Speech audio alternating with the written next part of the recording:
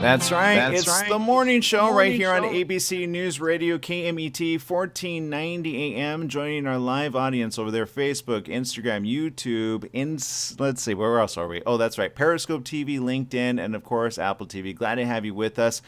Joining us all the way from somewhere around the world, yes, is somebody who is really rocking it over there with the swords. I'm talking about none other than from the tax collector, Cheyenne Hernandez, joining us right now in the studio over there. Good morning. Welcome to the show, Cheyenne. Hi, thank you so much. Yeah, Cheyenne, look, I understand you've got a lot going on. Of course, this film is already out. People can go watch it right now. But, pre-coronavirus, this is when, you were doing I understand you did some of your own stunts. Is that true? I did. It was crazy. It wasn't planned, but I'm just kind of stubborn, and I just begged David until he let me do it. Yeah, I get that. I understand that. Look, I understand a lot of people, of course, in the world want to do their own stunts and want to be in an action film, but you got swords in this one in the main graphic. Did you ask to do that? Did they ask you to do that, or did you who thought of that? So it was weird. So we went on set. We was training, and he brought on board a weapons guy to kind of train everybody on how to handle weapons. And David and Shia knew that I was prior military, but nobody else really did. So the weapons guy came on and he started to say, okay, this is the safety, this is this. And then we just hear Shia and David start cracking up from the back. And they were like, why don't you just let her do it? And so I took over and I started showing everybody what I could do with the different weapons.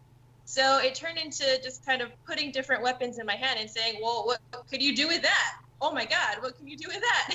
So that photo was me just playing with knives. Well, you know what, and I've got friends that love knives, by the way, all ladies, and I'm not gonna lie, you give me a blade, and I get a little like, okay, well, let's see how we can operate with that. Give me a gun though, and I can operate that, or at least I'd like to say that. I'm supposed to go arms training pretty soon. So okay, let's go into this film. Obviously, the tax collector. For those that are listening in our radio audience, can you give a brief overview of it? Because I don't want to give away any spoilers. Okay, so tax collector, it's kind of, okay, so you have Bobby Soto and Shia LaBouf, and they're the good bad guys, because nobody in the film is really, really good, except for Cynthia Carmona. And then you have Conejo and I, which are the two bad guys. And so you have Bobby and Shia collecting taxes, they're gang affiliated, and then and they seem to be living as peaceful of a life as they can. And then Conejo and I come over and kind of say, all right, hand over the crown, the throne is ours, and we just start causing trouble, and yeah.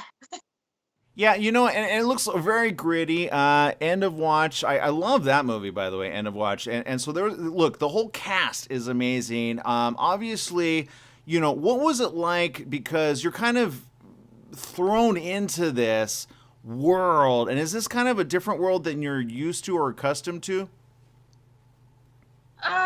Yes and no. I grew up in El Paso, Texas, and I mean, I think anywhere people grow up, there's the gang world, and most people know somebody who knows somebody. And so I kind of grew up, and those were my friends. And so when I did this movie, I already knew the lifestyle. I knew what was expected of me. And so it was an easy role to fit into as far as that lifestyle, but my character was just off the rails crazy, so that wasn't as easy to step into.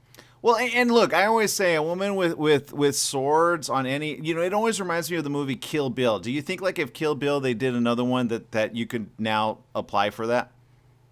Let me tell you something. Quentin Tarantino, I am coming for him, okay? I want to be in a Quentin Tarantino movie so bad. I'm looking forward to the day where I can meet him and hopefully weird him out enough to where he'll let me be in his movie. You know what? I hear he has a foot fetish, so just, show your feet, okay?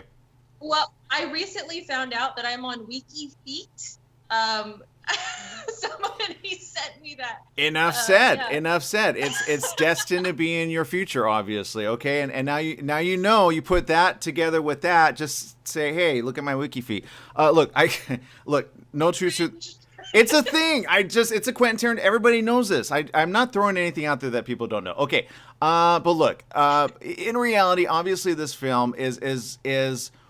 I feel it's what we need a little bit more of, right? As a little bit more entertainment. I gotta ask, what's that like having now a virtual audience? Because, you know, it kind of debuted at a moment where a normal red carpet premiere would be appropriate. Were you able to have a semi red carpet premiere for this?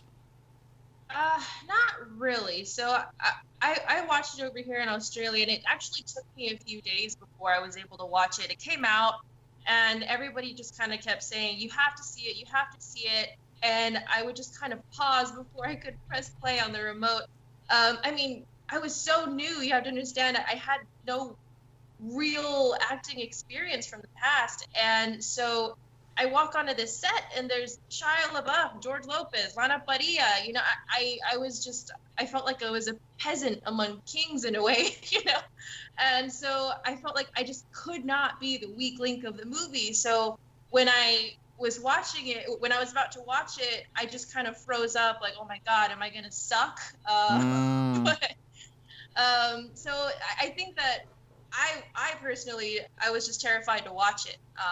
But I eventually got around to it, and it was pretty good. I have heard nothing bad about your character, by the way. So good job on that. That's always very important. Yeah, and I could understand that, but you know, obviously, a lot of people have that question of, what do you mean you had no acting? I mean, you did in order to even be brought in. What was that process like to be able to be called in on this very big film? Oh my! It's a dream. It's still not really real to me yet. I can't believe it. I mean, the thing is I went from being homeless, living out of my car or couch surfing in LA, to all of a sudden I'm one of the main characters in a David Ayer film. It shouldn't happen like that, but it did. And so it's just it's mind blowing, but it really does kind of show you how if you want something bad enough, it's gonna happen. If you just keep putting yourself, you know, in the line of fire, you're eventually gonna get hit.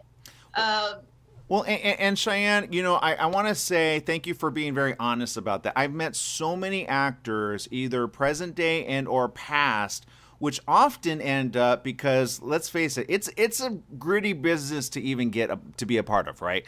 And even if you have like good roles, sometimes, you know, you're putting yourself out there in so much casting calls, and it's work, and it's a lot of unpaid work until that final moment where you hit it. And people don't understand the amount of drive that you need to keep going. And I will say this, if you got featured in this as early in the game as possible, that says you're on the right career path.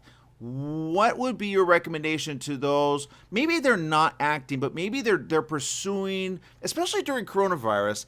I think a lot of the opportunities have kind of unofficially dried up, and we're all trying to figure out how to do it right, how to go back to the way it was, do it safely, and then of course push out more good content, which I'm thinking more animated films, because that's easier for people to work virtually and such. I could imagine you doing a lot of voiceover work as well to keep busy in the meantime. I mean, what I would say to people is, honestly, just don't listen to the naysayers. I mean, if I listened to every person who told me I couldn't do it, or that I wouldn't end up where I am now, I wouldn't be here.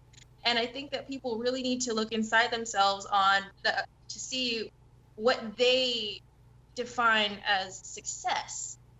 Because I think a lot of people have told me, oh, you're not going to succeed in acting. And it's like, okay, well, what does success look like to you? Because to me, succeeding in acting meant that I'm acting, you know, I'm actively training, I'm actively being involved in these projects.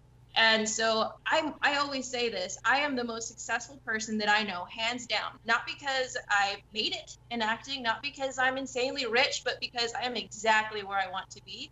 I'm happy. I'm doing exactly what I love to do. And so I think that this pandemic, yeah, it's put some obstacles in the way, but I mean, my success depends on my happiness, and I'm happy just training with my acting coach. I'm happy just getting these calls about these small projects that want me to be a part of it, and I'm like, heck yeah. Sorry, that was me trying not to cuss there. I appreciate that. Yeah. FCC appreciates that. I don't want to get that bill, by the way. Thank you.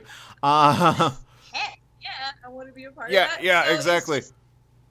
yeah, it's you just gotta ask yourself, what's gonna make me happy, and that, I promise you, what makes you happy, that's what's gonna lead you to success. Well, Cheyenne, look, I love your spirit. I could feel your energy all the way from over here. Which oddly enough, what time is it there in Australia? 1:30 in the morning. Okay, okay, people. I just want to throw this out there, okay? And here's the reason I'm throwing this out there. There are so many people that I get oftentimes to ask to be on the morning show from other countries and or other places, and some go, "Oh, it's too late. I don't want to be up." But you are second to none. A, ready to go. B, I don't know how you're doing it at this moment in time, but you're making it look like it's a morning time over there, and it's not. And I want to say thank you for being on our live show. I know that's not easy, but back to commitment. When I see actors do exactly what you're doing and say, "Look, I'll take it," and let's promote the film and let's do this. I think if you continue in that way, you will never be out of work. Mm-hmm. You understand? Because that's part of the show business. That's the business part of it. I feel like it was the same way in the military too. All of the greatest opportunities, I mean, came from the details that you're like, oh man, this is gonna suck. Gotta wake up early. Gotta do this. But all of the best opportunities came that way. Well, I appreciate that. Look, let's get back into the film, okay? Because your character, you said this is, I mean, your character's, I'm not going to lie. I saw your character in the photos and I said, and then I saw your other photos and I go, I'm not going to lie. It looks like two different people. What was the preparation for that? Oh, that was a lot. Oh my gosh. So working with David Ayer, it was amazing. I mean, first off, it was absolutely amazing. He stuck with me as a friend. He's not going anywhere. And it's because he literally forced into me positivity, forced into me that I had to believe in myself, and that the only way that I was going to make this character work is if I truly believed that I was this character. And so it's funny because we got the combat stuff down. I knew how to fight, did my own stunts. That was great. The hardest part of this character was trying to be sexy. What? How can that be different? I hear that though. I hear that from the ladies quite often, because if a director says be sexy, all of a sudden women are like, well, they think of a concept of being sexy, and then they realize oftentimes it doesn't work. So, I mean, but it seems like you found your groove. See, I'm a nerd. Like I'm a goofball. I'm the comic relief in most situations. So when I was asked to be sexy, I did not know what to do. And so Shia took me salsa dancing. Cynthia Carmona was trying to teach me how to burlesque dance. I mean, we tried everything. And it was finally Chelsea Rendon, thank God, she kind of just took me aside and said, look, she's like, you are your own version of sexy. She's like, Cynthia's sexy in her way, I'm sexy in my way. She's like, you're sexy in you know how to handle your weapons, you're a bad ASS. And so I was kind of like, okay, yeah, I'm pretty tough, I'm pretty cool.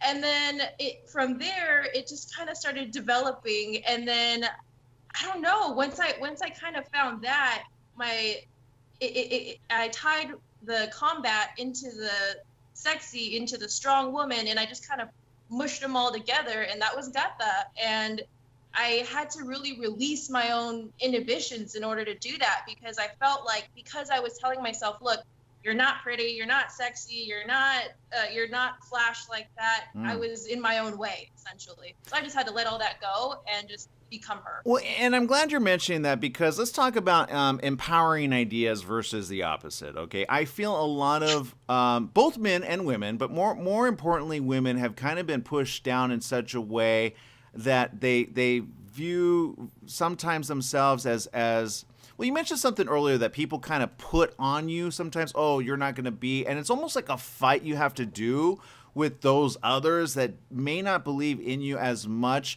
But who and or what situation helped you push all that away from you? That's the thing, is that everybody else can force as much positivity and good talks into you, but if you're not willing to receive it, if you're not willing to, do the hard work and make those changes, they can say whatever they want, nothing's going to happen. So I think it was finally me looking at myself and saying, okay, I can't control what anybody else is doing, but I can sure control what I'm doing.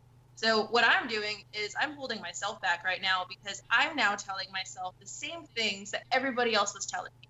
And so I just kind of had to forget about what everybody else was saying and start liking myself. I think that this project, the biggest thing it did for me was it taught me how to love myself, not just like myself, but love myself.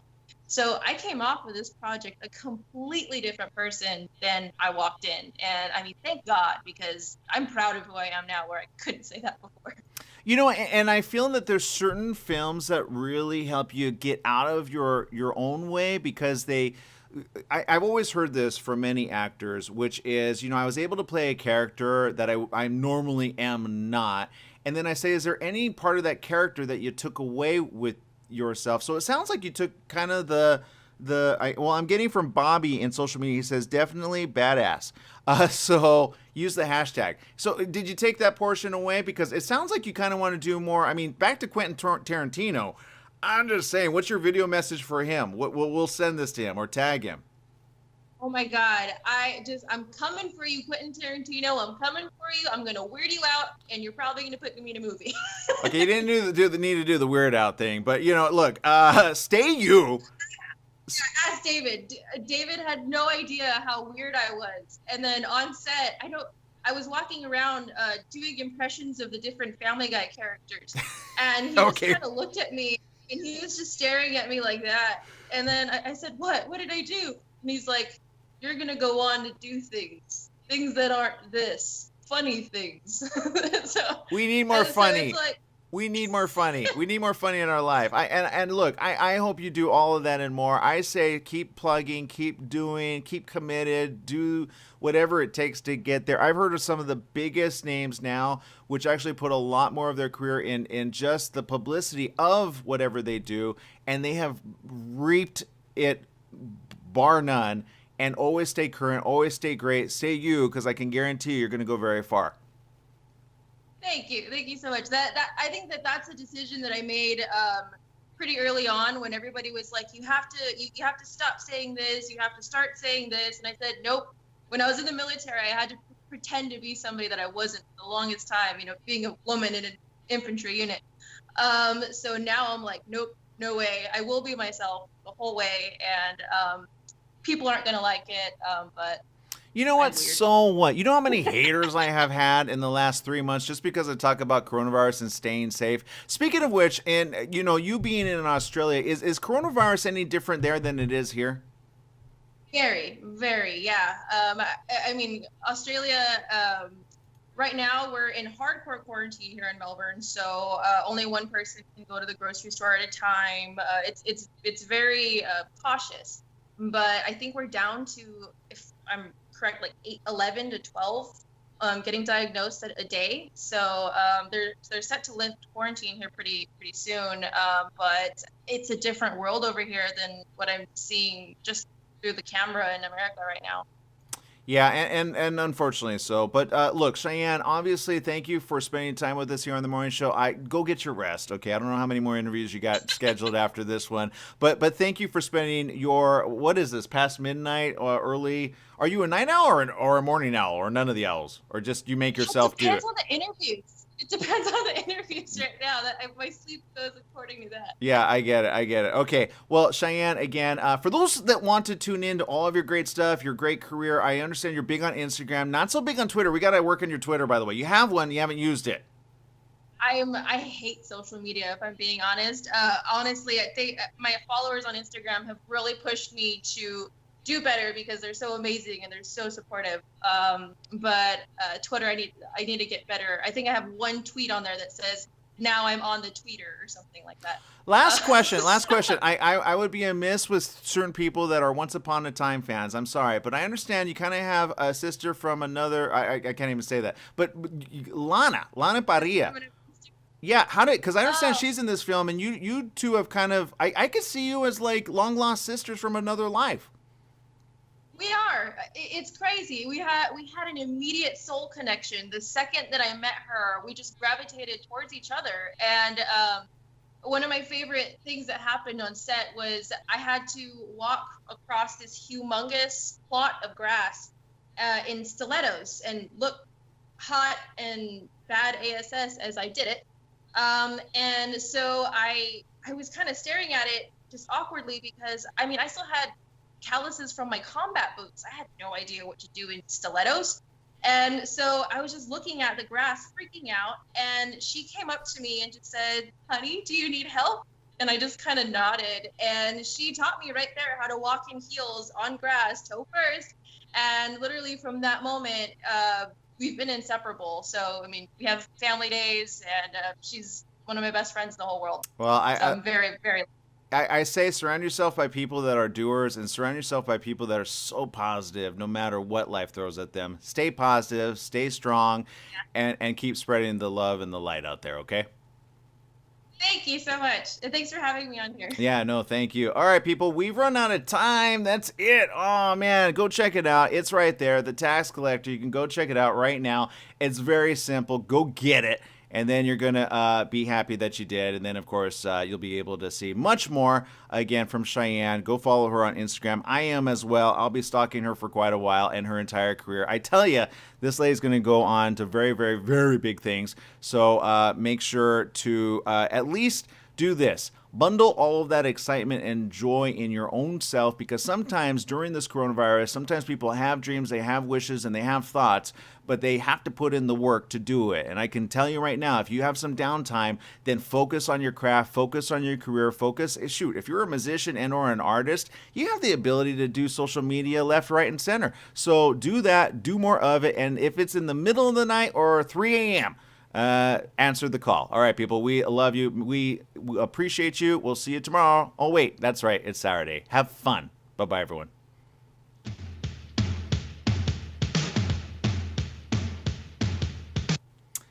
All right, so here's the deal. I still got you on. If you want to do a little after show program, a little bit, because I feel like you got so much to say that we couldn't cover in there. For those of you tuning in, would you mind staying just for a few minutes, or do you need to go?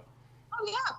All right, let me bring you back on. This is my after show, so we're no longer on the air on ABC News Radio. But you know what? I feel that there was so much left unsaid that I feel you have a lot to share, a lot of inspiration, a lot of hope. So I'm going to start off the question of this. So many women right now are finding it tough. Either they're in an abusive relationship, either they're in a bad relationship, either they're going through a bad relationship. Some are being quiet about their relationships.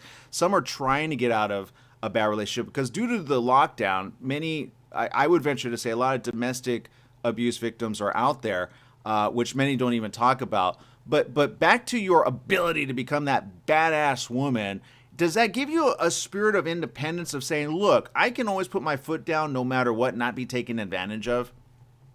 Yeah, I pity the person whoever tries to be abusive with me.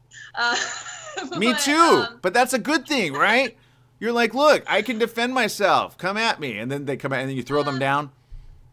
The thing is like I'm not the greatest fighter. I study it, and I think that there's something to be said about just constantly pursuing something. So if it's confidence that somebody's after, I always recommend martial arts. MMA has been amazing for me, even if it's just a self-defense class. And if you're in a situation that you're struggling to get out of, I really do hate when people say, oh, just leave, just break up, because that doesn't happen. You don't just snap your fingers and just walk out. But what I would encourage people to do is start the process of getting yourself out of that situation. So whether it be communicating what's going on with people who care about you and who love you, or with the authorities, or like I said, say you're gonna go do MMA classes and stuff, and then let the sensei know what's going on. Just seek help from somebody that's not in your head, because your head's gonna convince you all kinds of different things, and sometimes you do just need outside help.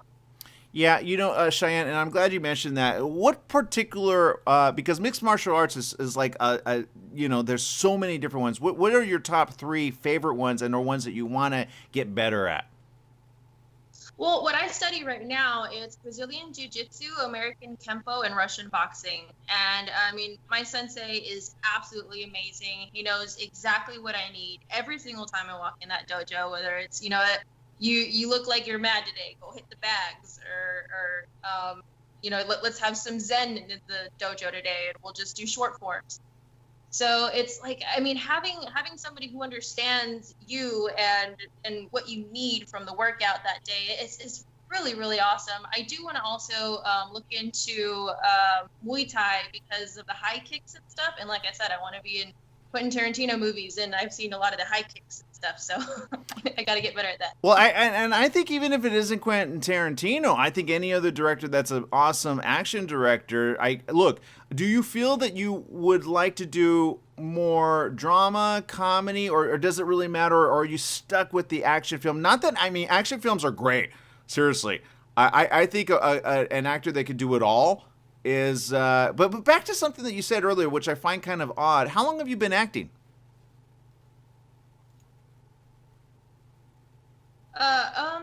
Well, I started when I was actually in the military. I would sneak away to go to audition, and I got a role on Hawaii Five-0, and so it was just a small role. So I did that, and then I did a couple of commercials, but it wasn't. I didn't start, Hollywood acting until I got to LA in 2018. I got there, was homeless in my car or sleeping on couches, and just trying to meet people, and I wound up interning for this acting program, worked my way up to actually teaching the kids class of improv, and then met my acting coach there, who introduced me to my manager, and my first audition in Hollywood got me tax collector. So Wow. it's mind-blowing, but it just like, I wanted it, So it's kind of, I don't know if you've ever read that book, Go for the No. But if you're kind of expecting a no, and you're kind of like going for the worst thing that can happen is a no, it gets you places, I think people saw how bad I wanted it, how hard I was willing to work. It's interesting that you say that. I did read this one's because I come from the world of sales, and that was what I did before I got into entertainment. I like, unlike you, I didn't really seek to do this. It just kind of fell in my lap, and then I had to go, what do I do with this now? And then there's so many things that have been wanting to take me away from this that I say, okay, because sometimes financially it doesn't always pay the bills, at least on my end. But at the same time, I see the need to do this, and in a way, I see that with back to your combat training and of course serving in the Army. Is that correct? It was the Army. Okay, so obviously you have become a very militarized person, so much so it sounds like. I pity the fool who tries to talk down to you or am I right? Wrong? Yeah. I mean, the thing is it's weird because I think that I'm more likely to do something if somebody's messing with somebody else. I always have people that have been mean to me, I've never really fit in anywhere. And in the military, I had a lot of people being mean to me because I was a female attached infantry unit. And I always try to kill people with kindness, but it's weird. If I see somebody messing with somebody who can't defend themselves, that's when I get a little bit snappy. Thank you. I'm the same way. I'm kind until you mess, typically with my friends, right? Does that make sense? I cannot stand it, which I call, the inner warrior princess is what you need to let out a little bit more often. Of course, within reason. If it's me, it's hilarious because people can be mean to me all they want, and I just kind of kill them with kindness, and I make them look like an idiot by me being nice back. They definitely shouldn't put their hands on me because, and again, I'm not gonna destroy them or anything. It's just, I think my sensei, what he's really good at is teaching you how to disarm somebody, shock them enough to where you can just walk away, which is what I've gotten pretty good at. But yeah, I try not to let the gata out. You know what? It's okay to let the gata out. Look, okay, I want to leave with this because I've been trying to do what another usually half hour or hour of inspirational talk. Usually it's just me talking, and I think people are kind of bored with that. Okay, so if for a minute and a half, if you could speak to the youth of our generation, many of our young ones, unfortunately, are either becoming let's put it this way. If it was difficult for you or I to grow up, imagine growing up through coronavirus. A, sequestered from your friends. B, unfortunately, not maybe having a bigger inner circle, right? Everything's virtual. And there's a lot of depression going on. I've heard suicides are at an all-time high. Depression is at an all-time high. I think they polled somebody was anywhere from 40 to 30% on average. It's almost gone to 48%. For the youth of our generation, either for the young girls and even the young boys, but let's speak to the young girls. What would be your advice or your moment of inspiration to the young one to keep pushing forward no matter what life throws at you? Well, first off, I would say that I have been there, and sometimes I am there still. Well, so when I was in the military, I had two brothers. By blood, they're my cousins, but we were kind of thrown in together as a litter and raised that way, so I call them my brothers. And my brother Isaiah, he was going to join the military with me. And so he was 2 weeks away from leaving for basic training, and him and my other brother Joshua were both killed by a drunk driver. And I was home on leave actually when this happened, and I got the call, and my whole world just ended. All of a sudden, my partner in crime was just gone. Him and I wanted to be in the military together. We were going to go act together. He's the reason that I moved to LA to start acting, because him and I were supposed to do it. And when he died, that went away. Everything went away. I was suicidal. I attempted it multiple times. The Army put me on the heaviest meds that you can possibly think of. Highest dose of Lexapro, highest dose of Topamax. I was just a zombie all the time. And so finally, when I was out of the military and I got off my meds, because I realized, I was like, you know what? I don't need these. I'm not crazy. I'm heartbroken. I'm devastated. And I think that so many people try to cover that up with distractions, with medication. I mean, I know some people do need medication, and I'm not discouraging people who need it from taking it. What I'm saying is try the alternatives first. Because I was so easily placed on them, and it was to kind of mute my emotions and make me less likely to do something dumb because I was depressed. And when I got off of those, I got really sick because I wasn't supposed to get out. You're not supposed to quit cold turkey.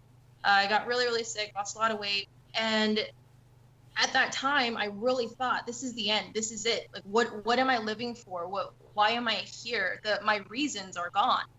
And what I would have to say is that thank God I didn't kill myself. Thank God that I pushed through it, because none of this would have happened if I was dead. You know, I've met the love of my life. I'm engaged to the man of my dreams. I'm in a movie with the most amazing people that I could possibly imagine, and they're my best friends for life. And none of this would have happened if I had given up. You know, and it's crazy because it's those tiny moments, it's those small moments that mean so much, because it was those moments that I could have lived or died. And so what I would say is find your reason. Just find one thing that will keep you going. Mine was Isaiah. He was my reason. So I realized, like, here I am, you know, an alcoholic, depressed, suicidal. And if he's watching me, he is so disappointed in me. And so I literally, from one day to the next, packed up my cat, my suitcase, everything. And my grandma helped me drive my cat to El Paso, Texas, so she could watch him, because I knew I was about to be homeless. And then I drove to LA, and I was homeless. I was living out of a car. or couch surfing on friends' couches. I was interning, making no money. But I had a purpose. I knew what I wanted. I knew what I needed to do. And nothing, I'm telling you, nothing was going to stop me from doing it. And I think that so many people, they just need to find a purpose. They need to find that one thing that makes them get out of bed the next day. And even if it has nothing to do with them, even if it's completely for somebody else for a while, that's okay. But first, they need to address why it is that they're feeling that way. What is it that's causing this? And I can tell you that there's so many factors that can cause this in little girls, little boys. I mean, you look on TV, you look on the internet, on Instagram, Facebook, and you see what kids think that they're supposed to look like, what kids think that success is supposed to look like. And it's like, they have no idea that maybe that person looks nothing like that. Maybe that person is a millionaire and absolutely miserable.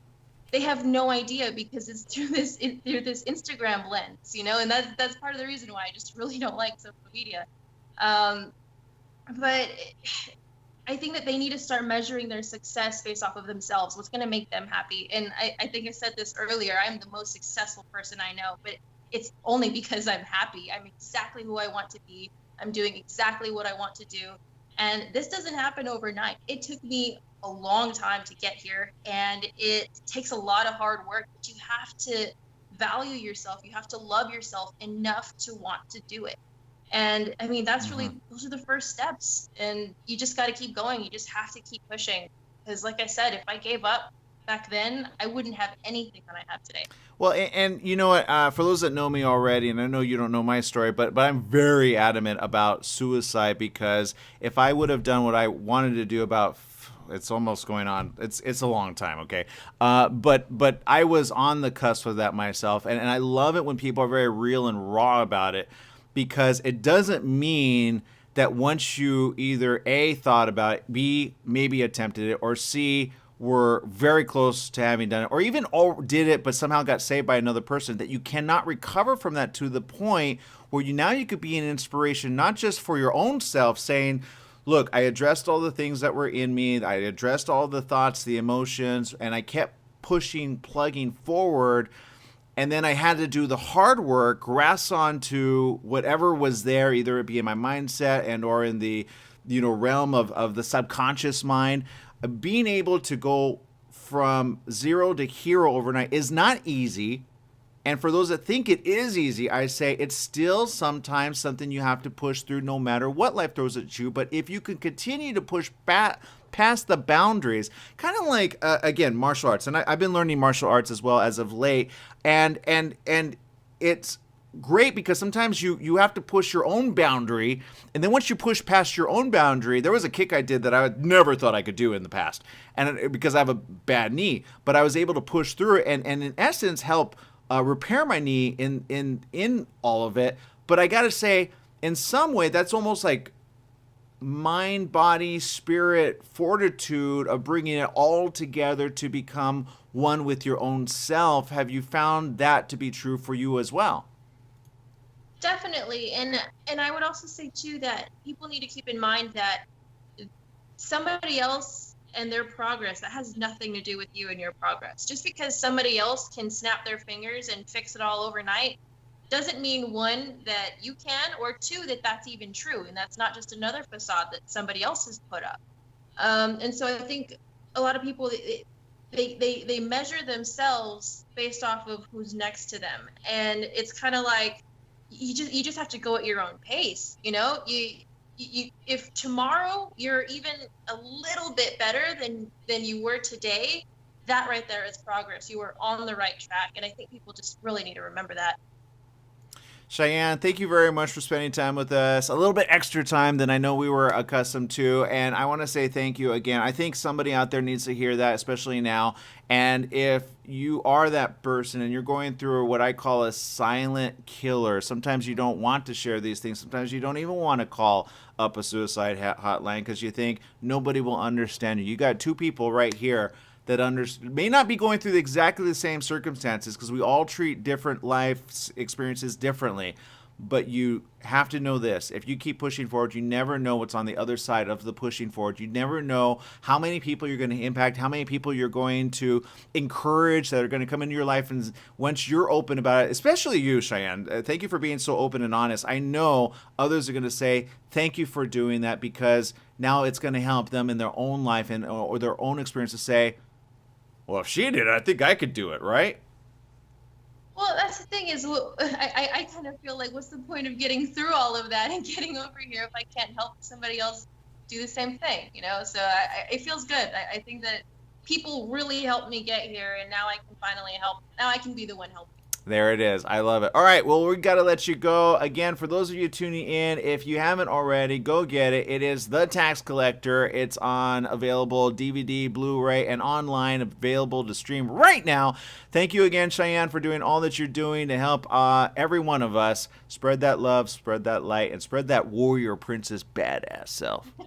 Thank you. All right. Bye-bye, everyone. Bye.